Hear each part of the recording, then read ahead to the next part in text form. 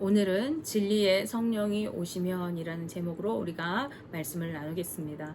오늘은 성령 강림 주일입니다. 이 성령 강림절은요, 예수님께서 부활하신 후에 50일째 되는 날인 오순절에 마가의 다락방에 모여서 기도하던 제자들에게 성령이 임하신 날에서 기원한 절기입니다. 이 성령은 구약 시대 때부터 이미 예언되었던 하나님께서 약속하신 것이었습니다. 요엘서 2장의 말씀에서 하나님께서는 그 후에 내 영을 만민에게 부어주리라 라고 말씀하셨어요. 만민에게, 즉 모든 육체에게, 모든 사람에게 부어주시겠다고 말씀하신 것입니다. 그런가 하면 부활하신 예수님께서는 하늘로 승천하시기 전에 제자들에게 마지막으로 이 성령의 임재를 기다리라고 당부하셨어요. 누가복음 24장 49절 말씀에 볼지어다 내가 내 아버지께서 약속하신 것을 너희에게 보내리니 너희는 위로부터 능력으로 입혀질 때까지 이 성에 머물라 하시니라 라고 말씀합니다. 하나님께서 성령을 주시겠다고 이미 약속하셨다는 것입니다. 그리고 이제 예수님께서 하나님 우편으로 올라가신 후에 그 약속하신 성령을 보내주시겠다고 말씀하신 것입니다. 따라서 성령은 모든 믿는 자에게 주님이 부어주시는 능력이자 은혜인 것입니다. 그러므로 하나님의 교회는요, 성령의 능력이 입혀진 자들이 함께하는 성령 공동체요, 능력의 공동체인 것입니다. 하지만 오늘날 많은 교회들이 성령을 알지 못합니다. 성령을 말하면요, 자연스럽게 그것은 은사로 연결되어서 은사를 떠올리게 되고 이단과 같은 부정적인 것으로 생각하는 경우들도 많이 있습니다. 여러분, 우리가 성령이 없이 교회에 다닐 수 있을까요? 없을까요? 정답은 있다입니다. 성령님을 알지 못하고도 얼마든지 교회에 다니면서 신앙생활을 할 수가 있습니다. 그러나 성령의 능력으로 입혀지지 않은 사람들의 믿음은요, 온전하지 못하고 능력이 없습니다. 에베소 교회를 사역하던 아볼로라는 사람이 있었어요. 이 아볼로는 언변이 좋고 말을 아주 잘하는 사람이었습니다. 그리고 성경에도 능통했어요. 그래서 그는 말씀에 대해서 학문적으로 잘 알았던 사람이었고 자연스럽게 사람들에게 열심히 예수 그리스도에 대해서 가르치는 위치에 있었습니다. 하지만 성경은 그가 말씀에 능하고 학문과 지식을 겸비하여서 사람들에게 말씀을 가르치는 위치에 있기는 했지만 오직 요한의 세례만을 알고 있었던 상태였다고 증언하고 있습니다. 요한의 세례는 무엇입니까? 그것은 회개의 세례를 뜻합니다. 즉 자신이 죄인임을 깨닫고 회개하면서 이제 복음의 삶으로 살아갈 것을 결단한 사람들에게 베풀어주는 세례가 바로 요한의 세례였던 것이죠. 이 단계의 믿음에 머물러 있는 사람들은 얼마든지 신학적인 지식을 축적하고 아볼로처럼 성경에 능통해서 다른 사람에게 가르칠 수 있는 목회자의 자리까지도 오를 수가 있습니다. 그런가 하면 열심히 예배에도 참석하고 헌신하고 봉사도 하면서 교회 생활을 할 수가 있는 것입니다. 하지만 인간의 의지적인 결단으로 하는 믿음 생활은 견고하지 못해서 끊임없이 넘어지고 실패하기가 쉽습니다. 또 시련과 고난이 닥쳐오게 되면요, 낙심하고 실망하게 되고 마는 것입니다. 성령의 능력을 받기 전에 예수님의 제자들, 그들의 모습이 바로 이런 모습이었습니다. 그들은 예수님과 동행하면서 항상 주님의 말씀을 듣고 주님과 동고동락하였습니다. 모든 삶을 뒤로하고 예수님을 따르기로 결단하여서 주님의 공생애 동안 주님과 함께했던 사람들이죠. 이들은 생업도 버렸고 아버지도 떠나보내고 오직 예수님을 따라 살았습니다. 하지만 복음을 제대로 이해하지 못하고 자신들의 생각대로 예수님을 정치적인 메시아로 생각하고 있었죠. 그리고 죽음과 고난이 닥쳐올 때 예수님이 십자가의 사역을 위해서 이제 잡히시게 되는 그 현장에서 이들은 두려움에 떨었고 모두가 주님을 버리고 도망치고 말았습니다. 성령의 임재를 누리지 못하고 인간의 의지와 결단만으로는 주님을 온전히 믿지 못하고 죽기까지 주님을 따르겠다고 결단해봤자 그렇게 할 수가 없는 것입니다. 아볼로 역시 이러한 믿음으로 사역을 하고 있었던 거예요. 그런 아볼로에게 하나님께서는요, 브리스길라와 아굴라를 보내셔서 복음을 자세히 풀어서 가르쳐 주셨습니다. 이후에 복음을 온전히 알게 된 아볼로는요, 고린도에 있는 아가야 지방으로 건너가서 그곳에서 사역을 하면서 교회에 많은 유익을 주게 되어집니다. 그런데 이때 아볼로가 고린도에서 사역하고 있을 때 바울이 아볼로가 사역했던 에베소 교회를 방문하게 되었어요. 그리고 그때 그곳에서 몇몇의 제자들을 만났습니다. 성경은 그 숫자가 12명쯤 되었다고 말하고 있는데요. 바울은 그 제자들에게 성령을 너희가 받았느냐, 너희가 믿을 때에 성령을 받았느냐 이렇게 물었습니다. 그런데 그들의 대답은 충격적이에요. 우리가 성령을 알지도 못한다 라고 대답한 것입니다. 사도행전 19장 2절 말씀입니다. 이르되 너희가 믿을 때에 성령을 받았느냐? 이르되 아니라 우리는 성령이 계심도 듣지 못하였노라 라고 말씀하고 있습니다. 오늘날 교회에서도 성령을 제대로 이야기하지 않습니다. 그래서 성도들이 성령에 대해서 깊이 생각하지 않고 또 성령을 알지 못하는 경우들도 있는 것이죠. 물론 모든 교회가 그렇지는 않습니다. 그렇지만 많은 교회들이 그렇다는 것입니다. 그들은 아볼로에게서 성령에 대해 배워본 적이 없기 때문에 아볼로와 마찬가지로 성령에 대해서 전혀 알지 못하고 있었고, 요한의 세례, 즉 회개의 세례만을 가지고 믿음 생활을 하고 있었던 것입니다. 한마디로 의지적인 믿음, 지식적으로 알고 있는 믿음만으로 신앙생활을 하고 있었던 거예요. 그런데 우리가 내가 잘 믿어야지, 내가 말씀대로 살아야지 이렇게 결단한다고 해서 그렇게 사라지던가요? 그럴 수 없습니다.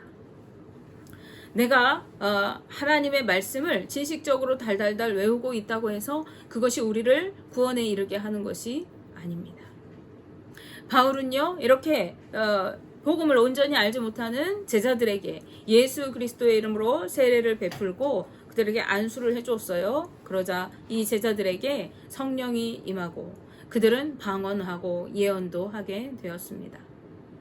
이것은 오순절에 마가의 다락방에서 성령이 임하셨을 때의 그 모습과 같은 모습이죠. 다락방에 모여 기도하고 있던 120명의 제자들과 여인들에게 불의 혀같이 갈라지는 성령이 임했습니다. 그리고 그때 그들은 각각 성령이 말하게 하심을 따라서 말하였고 각 지방의 방언으로 방언하기 시작했습니다. 성령의 은사는 어떤 특별한 사람에게만 임하는 특별한 것이 아니라는 것입니다. 성령의 은사는 성령을 받은 모든 믿는 자들에게 당연히 나타날 수밖에 없는 그런 하나님의 능력인 것이죠. 그래서 이러한 은사들은 교회의 덕을 세우고 믿음의 유익을 주게 되는 것입니다. 하지만 우리가 성령의 임재를 사모해야 하는 이유는요, 이 은사를 얻기 위한 것이 아니에요. 은사는 성령이 우리에게 임하실 때 자연적으로 나타나게 되는 그러한 능력이죠. 성령 하나님께서는요, 각 사람에게 각각 그 사람에 맞는 은사를 나누어 주시고 그것들로 성령이 하나 되게 하신 이 교회를 세워서 거룩한 한 몸으로 세워져 가기를 원하십니다. 그래서 우리는 다 성령 받은 자라면 하나님께서 부어주신 은사, 달란트를 다 가지고 있어요. 어떤 사람은 방언의 은사로, 예언의 은사로, 능력의 은사로, 병을 고치는 은사로, 귀신을 내모는 은사로, 또 사랑하는 은사로, 섬겨주는 은사로, 다양한 은사들을 각 사람에게 맞게 하나님 주셔서 그 은사로 뭐 하라는 거예요? 자신을 나타내고 자랑하는 것이 아니라 교회를 섬겨주고 성도들에게 유익을 주는 그러한 일을 하도록, 그래서 교회가 한 몸으로 이루어가도록 하나가 되도록 하라는 데 의의가 있는 것입니다. 그러나 우리가 성령을 사모해야 하는 더 중요한 이유가 있습니다. 그것은 성령 하나님이 우리 가운데 거하실 때에 우리를 진리 가운데로 인도하시고 온전한 믿음으로 살아가게 하시기 때문에 그렇습니다. 요한복음 14장 26절 말씀에 예수님께서 보혜사 곧 아버지께서 내 이름으로 보내실 성령 그가 너희에게 모든 것을 가르치고 내가 너희에게 말한 모든 것을 생각나게 하리라고 말씀하셨습니다. 예수님께서 말씀하신 천국 복음에 대해서 우리에게 알게 하신대요. 복음의 진리를 가르쳐 주셔서 우리를 믿음 안에서 올바른 삶을 살아갈 수 있도록 성령 하나님께서 인도하신다는 뜻입니다. 그리고 우리를 진리 가운데로 걷게 하시는 것이죠. 따라서 우리가 온전한 믿음과 하나님께서 기뻐하시는 거룩한 삶으로 살아가기 위해서는 성령 하나님의 도우심이 절대적으로 필요한 것입니다. 성령님은 우리가 영원한 하나님 나라에 이르도록 우리와 늘 동행하시면서 믿음 안에서 말씀대로 순종하여 살아가도록 우리를 인도하시는 것이죠. 따라서 성령 하나님의 임재는 구원받은 성도로 하여금 이제 자신이 새로운 피조물이 되었음을 알게 하십니다. 즉 하나님께서 예수 그리스도를 통하여 이루신 새 하늘과 새 땅에 거하여 살아가는 자로 부름 받았음을, 그래서 이전과는 전혀 다른 구원받고 거듭난 존재로 우리가 다시 태어나게 되었음을 알게 하시는 것이죠. 그렇기 때문에 성령을 받은 사람은 더 이상 이전과 같이 살아갈 수가 없고 변화된 새로운 삶을 살아가게 되는 것입니다. 날마다 십자가 앞에 나를 처 복종시키고 말씀대로 순종하여 살아가면서 하나님의 뜻을 이루며 살아가는 천국 백성으로 살게 하시는 것이죠. 예수님께서는 요한복음 3장 5절 중반절 말씀에 사람이 물과 성령으로 나지 아니하면 하나님의 나라에 들어갈 수 없느니라 라고 말씀하셨습니다. 물과 성령으로 거듭나야만 하나님의 나라에 들어갈 수 있게 된다고 말씀하세요. 왜 이렇게 말씀하셨습니까? 성령 하나님의 도우심이 없이는 우리는 하나님의 나라에 거하여 살아갈 수가 없기 때문에 그렇습니다. 변화된 삶을 살아갈 수가 없어요. 그렇다면 성령의 임재를 경험한 제자들의 삶은 어떻게 변화되었습니까? 사도행전 2장 말씀을 보시면 성령을 받은 제자들이 변화된 모습들을 기록해 놓았어요. 첫째는요, 그들의 언어가 달라졌습니다. 그들은 제 멋대로 말하지 않고 성령님이 말하게 하시는 대로 성령님의 말하게 하심을 따라서 말하였다고 기록합니다. 성령을 받은 사람들은 이전에 말하던 대로 아무 말이나 하지 않아야 돼요. 성령의 말하게 하심을 따라 입술이 거룩해져서 복음을 전하고 사랑의 언어와 축복의 말들로 서로 세워주게 되는 것입니다. 사도행전 8절 말씀에는요, 빌립 집사가 성령의 인도하심을 받아서 에디오피아 내시에게 가서 복음을 전하는 모습이 기록되어 있습니다. 하나님께서 전하라고 하신 곳에 가서 그가 주의 복음을 전하게 되었을 때 에디오피아 내시에게 그가 세례를 베풀고 구원을 이루게 된 것을 볼 수가 있어요. 이것은 성도들의 언어 생활이 하나님의 지배를 받아야 함을 보여주는 것입니다. 그리고 그 언어 생활을 통해서 구원의 역사가 이루어져야 하는 것이죠. 우리의 입술의 언어가 하나님의 통제 안에서 거룩한 입술이 되어야 합니다. 우리의 말이 바뀌어져야 해요. 이 시간 이전에는 아무렇게나 말하고 세상의 비속어들, 욕설들, 거짓된 말들 아무 말이나 했다면 성령의 터치를 받는, 성령의 임재를 누리는 사람, 성령의 사람은요, 그 입술이 거룩한 삶이 되어야 돼요. 그래서 복음의 말을 전하고 축복의 말, 사랑의 말, 또 섬김의 말, 또 위로의 말, 이러한 말들을 해주어야 하는 것입니다. 두 번째로 제자들이 변화된 삶은 무엇이 변화했느냐? 그들의 삶이 달라졌습니다. 사도행전 2장 42절 말씀을 보시면 그들이 사도의 가르침을 받아 서로 교제하고 떡을 떼며 오로지 기도하기를 힘쓰니라 라고 말씀합니다. 초대교회 성도들은요, 사도의 가르침대로 순종하여서 행했습니다. 이전에는 자신이 하고 싶은 대로 행하며 살았고 말씀과 관계없이 자신의 이익만을 쫓아서 살았습니다. 그러나 그들은 이제 더 이상 제멋대로 살아가지 않고 말씀에 순종해서 서로 교제하고 떡을 떼면서 하나가 되는 삶을 이루었습니다. 그리고 사랑과 섬김을 통해서 함께 모이기를 힘썼어요. 그리고 이들이 모일 때 뭐 했습니까? 이들이 모여서 잡담하고 남험담하고 흉보고 이런 것이 아니라 오로지 기도하기를 힘썼다라고 말씀합니다. 기도로서 하나님의 뜻을 구하고 하나님과 교제하는 삶을 살았던 것입니다. 또한 사랑의 공동체가 된 초대교회는요, 서로 물건을 통용하고 자신의 재산을 기꺼이 내놓아서 각 사람의 필요를 따라 나눠주었고요. 그래서 가난한 형제들을 섬기며 도와주는 삶을, 구제의 삶을 살았습니다. 성령의 역사로 시작된 초대교회는 하나님과 사람 사이에, 그리고 사람과 사람 사이에 화평을 이루는 모습으로 새로워졌던 것입니다. 이러한 교회의 모습은 세상의 본이 되고 날마다 믿는 사람들이 더해져 갔습니다. 세상이 제 것을 움키려고 할 때, 세상이 다른 사람을 억압하고 폭압하고 다른 사람의 것을 빼앗고 이러한 삶을 살아갈 때 교회가 서로 섬겨주고 내 것을 기꺼이 내어주고 나눠주고 사랑으로 교제하는 모습을 통해서 세상 사람들에게 귀감이 되고, 그래서 믿는 사람들이 교회로 나오게 됐던 것입니다.